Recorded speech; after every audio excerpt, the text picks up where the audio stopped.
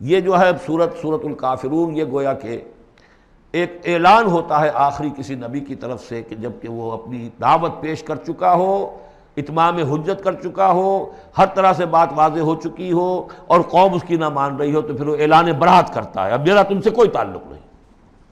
قل یا ایھا الکافرون لا اعبد ما تعبدون، کہہ دیجئے اے نبی، اے کافروں۔ یہ انداز کبھی بھی داعیانہ نہیں ہوتا، داعی کا انداز ہوتا ہے یا ایھا الناس، اے لوگوں، اے خدا کے بندو، یا ایھا الکافر، یہ ہے گویا کہ اعلان برات اس وقت جب کہ اب وہ سیپریشن ہو رہی ہے۔ آپ دیکھیں گے لکم دینکم ولی دین، ٹھیک ہے، تم نے جو تھا اپنے لیے چن لیا، اب تمہیں مبارک ہو، میرا دین وہ ہے جس پر میں قائم ہوں۔ تو گویا کہ اب تمہارے درمیان ڈائلاگ بھی ختم ہے۔ قل یا ایھا الکافرون لا اعبد ما تعبدون، میں ہرگز پوجنے والا نہیں اس کو جنہیں تم پوجتے ہو، ولا انتم عابدون ما اعبد، نہ تم پوجنے والے اس کو جسے میں پوجتا ہوں۔ اس میں نفی ہو رہی ہے۔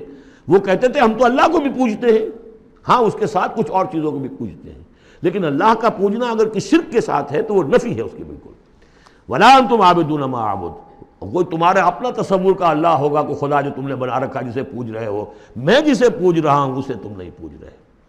ولا انا عابد ما عبدتم، اور نہ ہی میں ہمیشہ آئندہ بھی کبھی بھی پوجنے والا ہوں اس کا جس کی بندگی تم کر رہے ہو۔ ولا انتم عابدون ما اعبد، نہ تم پوجنے والے ہو اس کی جس کو میں پوج رہا ہوں۔ لکم دینکم ولی دین، اب میرے اور تمہارے راستے علیحدہ ہو گئے، تمہارے لیے تمہارا دین، جو طریقہ تم نے اختیار کیا ٹھیک ہے، تمہیں مبارک ہو، میرے لیے میرا دین ہے۔